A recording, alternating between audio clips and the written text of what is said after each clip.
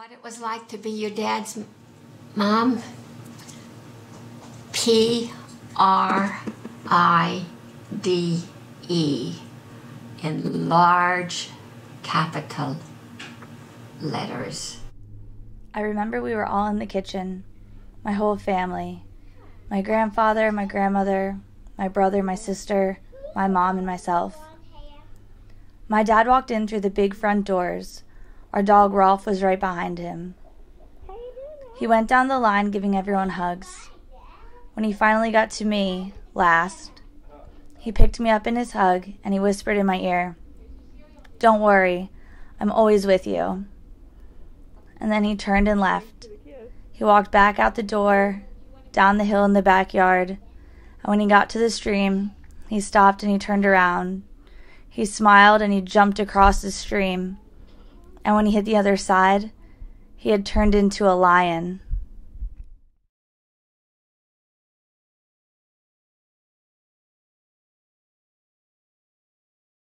The best Father's Day gift anyone could get was a little baby boy with real dark hair. And this gift was not only a Father's Day gift, it was a gift to the whole family. He started out unique, being born on Father's Day. He was a perfect looking little kid, little baby. Just perfect, ears were perfect, everything. And he had this dark hair, which in 3 months washed out like as if it was dye, and he was a blonde. And I thought that was so cute. Met him in 1995 when he called on the office that I was in, and I'll never forget because when he came in, he had on a black suit, a really nice black suit, and he had on light brown shoes. And I remember thinking, my first thought was, wow, that's really a shame. He must not be making a lot of money because he can't afford black shoes to go with his black suit, so he had to wear his brown shoes, and that's all he had. I thought, oh my gosh, he only has one pair of shoes. That's such a shame. And little did I know how successful Rick was at the time. School wasn't his most interesting part of life. He loved to do other things that we did as a family. We traveled a lot with him. Traveled across the country to Yankee games, and we would stay where the Yankees stayed, and he would sit in the lobbies waiting to get autographs from the Yankees. Highlights were going to baseball games. That was the big highlight of his growing up. And he still liked baseball even after. Another highlight was going to the Poconos to play tennis. He didn't like to stay home for the summer, so we would go up there where we had friends who were good tennis players, and he enjoyed playing tennis with them. And then, of course, in the winter, skiing took over, and that was a big part of his life. Rick started the first ski club at East Stroudsburg University. They had no ski club before that. So he was an organizer then. He had his dad print tickets for him to sell, and then they raffled off a gun to make money for the team the ski team to travel. How old are you, Taylor? Mitzi, Dave just forwarded your email. I'm in complete shock. I don't really know what to say. I'm at a loss for words. My heart goes out to you and the kids. I'm sitting here thinking of all the old race staff days. There were plenty of good times for all. Rick and Dave were the two reasons I got onto the race staff to begin with. I remember as a teenager, Rick teaching one of the few classes I ever took. I kind of began to look up to him from that point on. He was a tremendous skier. He was an even better person. My heart goes out to you and your family. If there's anything I can do, please let me know. Rod.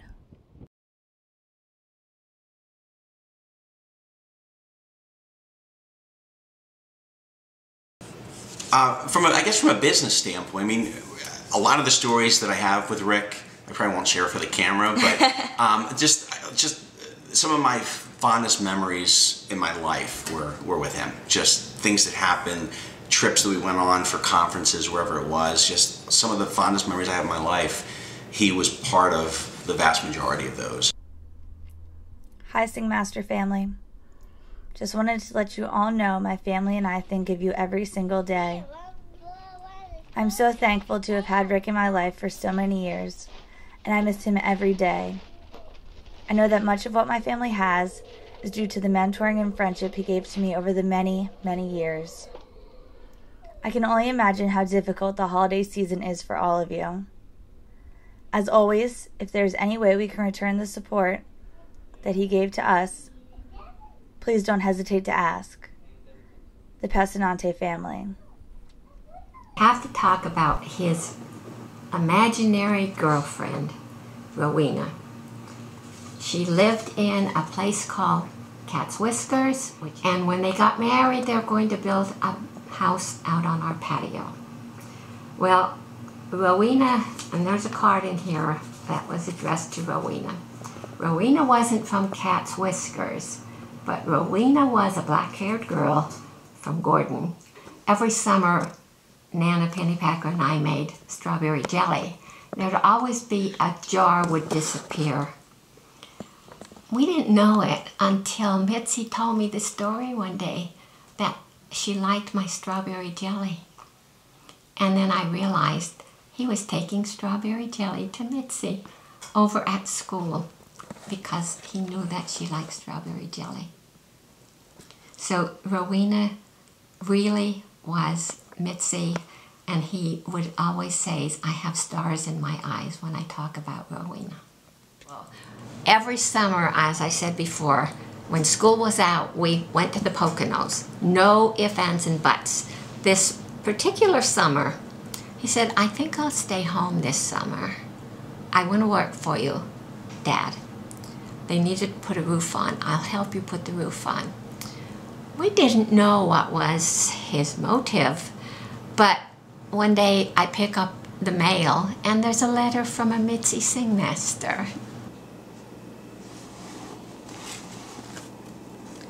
Dear Mitzi, hi stranger. I was really surprised when I received your letter.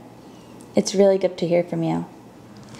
And of course that broke the ice for, are you dating Mitzi? Is that why you wanted to come home to work for Dad? So that was actually how we found out that they were dating. And I think they were dating a little bit before that. So, how's school going? I really love college life. I've really changed a lot since high school. I only wish I was at a bigger, better school. But East Stroudsburg has some really great people.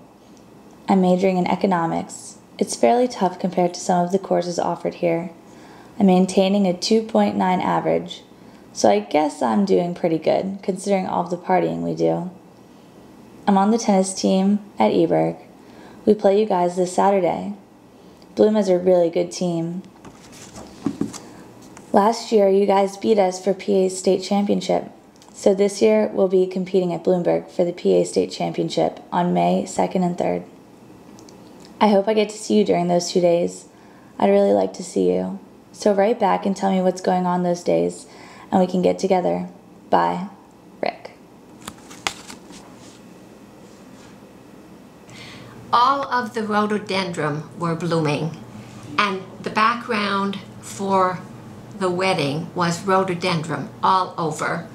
And I still can see your mom coming down those steps into the sunken garden, looking so beautiful. And of course Rick's there purring, you know. And then also when she walked down into the garden, it was all daisies. And Rick's dad made a gazebo for them to be married in, so it would have a little marriage setting down in the garden.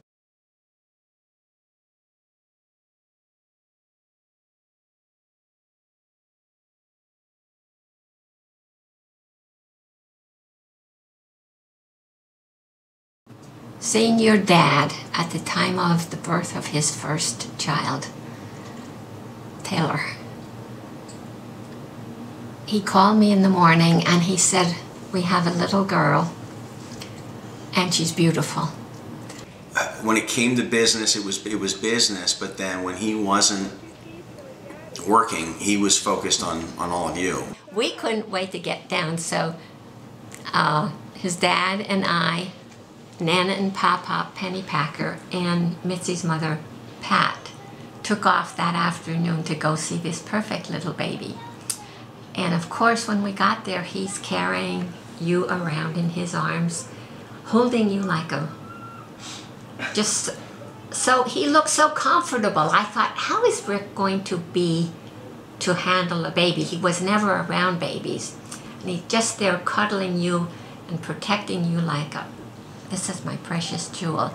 He would hand each one of us to hold you for, but it would only be a short time because he wanted you back again. So we each got a short time period to hold you, but then he had to hold you tight to protect you because you were his precious little jewel that was born. That's what I saw, and the joy in your dad's eyes is something I can't explain, and the way he held you tightly. I mean, his family, clearly his passions in life were his career, but it was first and foremost was his family and his friends. Hi. Hi. I feel I have a 6 and 2-year-old. Are you a 2-year-old? No, I'm 6. Oh. Devin's a 2-year-old. I get mixed up. I guess from a business standpoint, which goes back to him as a person, you know, when I think of what makes a great leader, to me it's two attributes, the one being trust and the other being respect. I think the third attribute is like, but I think you can be a great leader and not necessarily have people like you, but as long as they trust you and respect you, you'll be good at what you do. Rick had all three. I mean, there was nobody who was liked more, trusted more, or respected more in every work environment than Rick.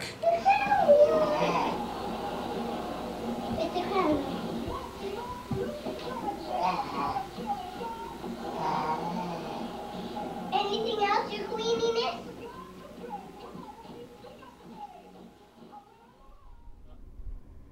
When I think about my dad, it's hard not to remember him in the moment he found me when he was looking for help. My last memory with him is one no one ever imagines having with their dad. My mind may always go to that image when I think of him, but that's not how I want to remember him. I want to remember him as the amazing dad he was to me for 15 years. As the man who wanted us to follow our dreams and do whatever makes us happy, no matter what it is, as long as we love to ski and watch the Yankees too.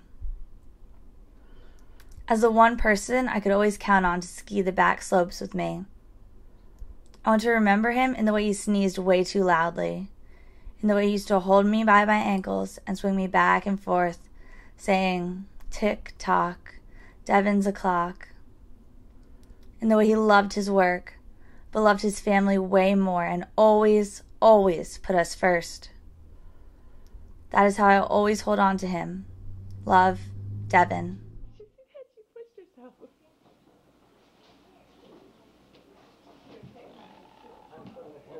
People knew he was on their side, had their backs all the time, and you know, I look at where we as a company are today, and there's never been a better person leading our company than Rick, just because of his level of respect and trust, and we knew he always had our back. And again, he had our back whether it was in a professional situation or in a personal situation. Rick always was there for you. He's the person you wanted in the trenches with you when times got tough. And he's the person I wanted with me in every part of my life because he was just a great guy and just great to have in your life in every aspect. Losing your dad, your mother's husband, and our son. I can't quite put in words the feeling that hit us.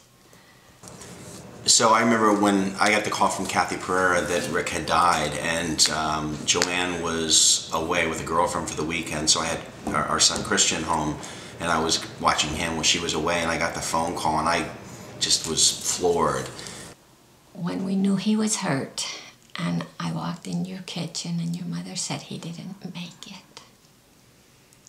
And so I called Joanne and told her, and when I tried to call her and I couldn't stop crying enough to tell her what had happened, and she thought something had happened to our son because I was just hysterically crying, and finally was able to get out of me what happened.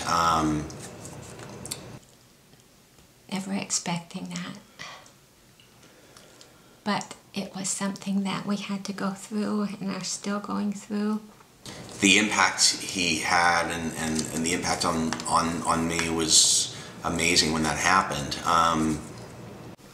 One of the things I miss very much is when we'd be down at your house and he'd come home from work, the smile I always got from him. He was not really emotional, but there was a smile there that no one will ever take out of my mind.